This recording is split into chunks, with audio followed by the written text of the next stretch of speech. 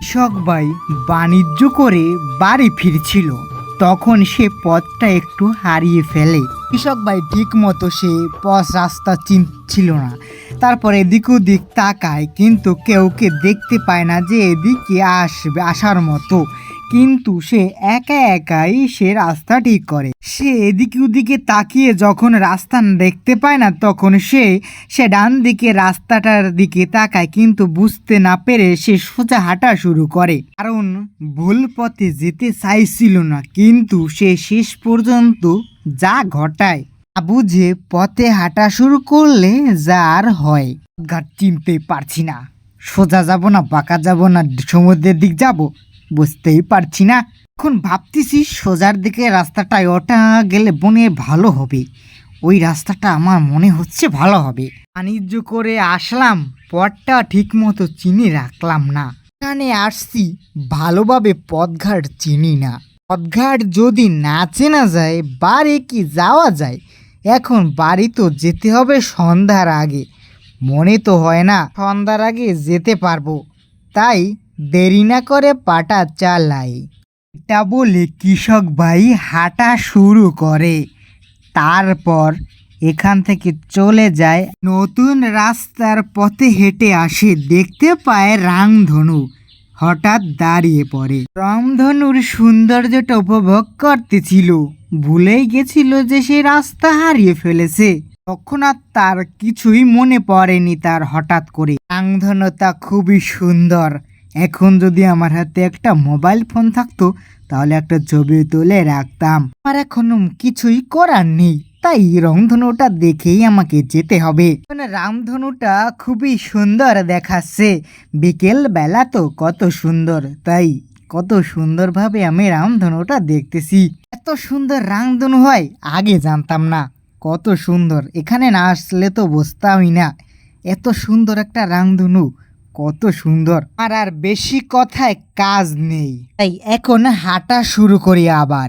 কৃষক ভাই যখন হাঁটা শুরু করে তখন সে শেষ প্রান্তে চলে আসে, যেখানে আর রাস্তা নেই, নদীর সাইডে চলে আসে একেবারে শেষ প্রান্তে। এখানে এসে কৃষক ভাই দেখে হঠাৎই থমকে যায়, ঠিক ওদিক তাকায়।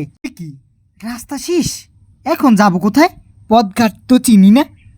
এখন আমাকে রাস্তা দেখতে হবে, এখান থেকে সরতে হবে, পিছনের দিকে রাস্তাটা ওদিক থেকে ঘুরে যেতে হবে মনে হয়। রাস্তাটা মনে হয় বেশি দূর যায়নি, জঙ্গলের দিক গিয়ে থেমে গেছে। আমাকে এখান থেকে পিছনের রাস্তা ঘুরেই যেতে হবে। তারপর কৃষক ভাই ঘুরে একটা বাড়ির সামনে চলে আসে খুব দ্রুত। এই তো মনে হয় একটা গ্রামে ঢুকে পড়েছি, এখান থেকে জানতে পারবো আর গ্রামটা আর কত দূর লাগবে যেতে। তাই এখানে আর দেরি করব না, একটু জিরে আবার হাঁটা লাগাবো। সন্ধ্যার আগে যেতে পারলে বাড়ি ভালো হতো, উপায় নেই, সন্ধ্যায় বাজাতে হবে। এখন তড়িৎ নিজের এলাকায় ঢুকতে পারি নাই। তারপর কৃষক ভাই রাত বানিয়ে ফেলে তার এলাকার কথা জিজ্ঞেস করতে করতে। তারপর একটা শব্দ টের পেয়ে দাঁড়িয়ে পড়ে অন্ধকার একটা জঙ্গলের ভিতর বসে। সে দাঁড়িয়ে ওখানে শব্দটা শুনছিল, তারপর অবাক হয়ে যায়। বারবার এদিক ওদিক তাকালেও সে কিছুই দেখতে পায় না। সে একটু আওয়াজ পায়, কিন্তু সে ওখানে ভালো করে শুনছিল, কোনো আওয়াজ সে তারপর পায় না। হঠাৎ করে থেমে যায় আওয়াজটা।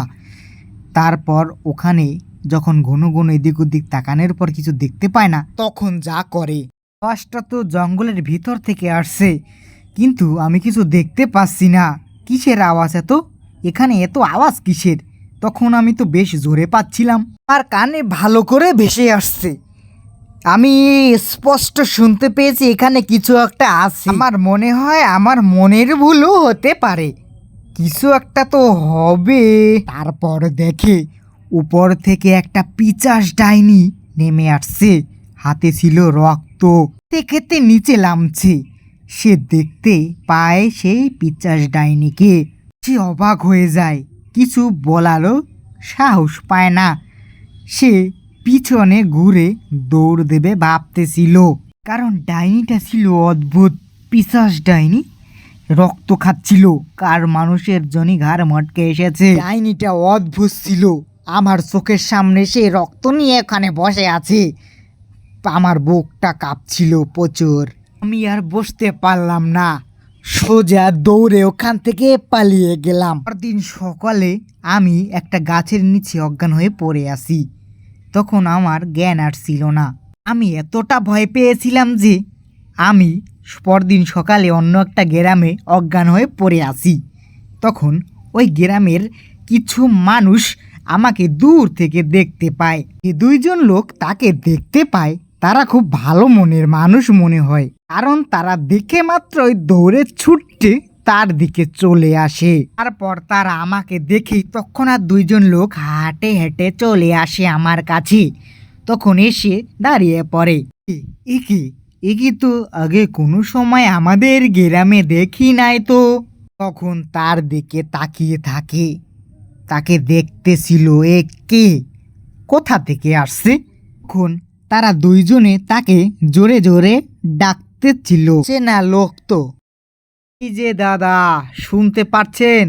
হ্যালো দাদা, এই যে আপনি কোথা থেকে আসছেন? আপনার বাড়ি কোথায়? উঠুন না, এখানে কি করছেন? যখন ডাকা হলো তখন জোরে জোরে ডাকার পর সে উঠল।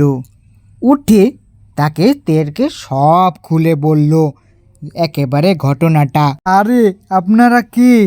আরে দূরের জঙ্গলে আমি একটা পিশাচ ডাইনি দেখে এখানে এসেছিলাম। কি বলছেন? পিশাচ ডাইনি কোথা থেকে আসবে আবার? কি বলছেন? আপনি কি পাগল হয়ে গেছেন? আগে তো এইরকম কোনো ঘটনা আমি শুনতে পাইনি তো। আরে আমি কাল রাত্রি দেখলাম, তৎক্ষণাৎ ভয়েতে দৌড়ে আপনাদের গ্রামে এসে এখানে অজ্ঞান হয়ে পড়ে যাই। আপনি মনে হয় জানেন না। আপনার বন্ধুকে জিজ্ঞেস করেন, সে আপনাকে সব বলে দেবে। আপনার বন্ধু মনে হয় জানে, আপনি মনে হয় জানেন না এই ঘটনাটা। এই ঘটনাটা অনেক আগেরই মনে হচ্ছে। আমার চোখে কালি বাজেছে। আমি ভয়তে এখানে দৌড়ে আশ্রয় নিতে এসেছি। কাল রাত থেকে কিছু খাইনি, আমার খুব খিদে পেয়েছে। হ্যাঁ হ্যাঁ, চলুন চলুন, আপনি আমাদের বাড়ি চলুন, এখনই চলুন, কিছু খাবেন। আমার বাড়ি বেশি দূরে না, কাছেই পেরায়, ওই সোজা আমার বাড়িটাই। বন্ধু তুই জানিস না, আমার দাদু কয় মাস আগে রাস্তা থেকে হেঁটে আসছিল, তখন আর তাকে পাওয়া যায়নি। সে আর বাড়ি ফেরেনি। আর তখনই বুঝেছি কোনো অলৌকিক ঘটনা ঘটেছে তার সাথে। সত্যি হবে মনে হয়, পিশাচ ডাইনি হবে।